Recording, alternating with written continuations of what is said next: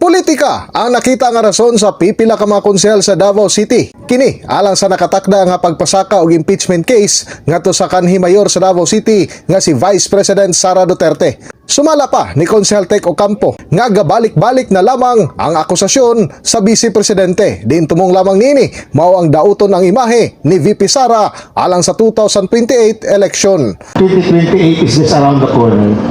Balo naman kita. So they will really fight tooth and nail just to, to do that thing. Samtang alang kay Konsehal Al Ryan Alejandre, daghan pa og laing issue ang angayan nga tutukan inay ang pagpasaka og impeachment case kay VP Sara.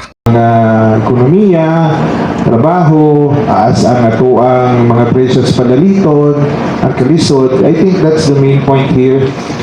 Samtang alang kay Konsehal Pamela Librado Morata, inay ang pag-file og impeachment kay VP Sara, mas tutukan na lamang sa administrasyon ni PBBM ang mga problema sa nasod. Daghan kaayo walay trabaho na dapat nato atimanon, daghan kaayo ang presyo sa lana, ang presyo sa bugas, ug tanan pang panaliton, so unta ka na ma-address sa atong nasyonal na panggobyerno. Sanglit matapos na ang 1-year ban nga nagbabag sa pagpasaka og impeachment case kay VP Sara karong February 2026, din gilauman nga laing impeachment case na usab ang ipasaka batok kaniya karong tuiga.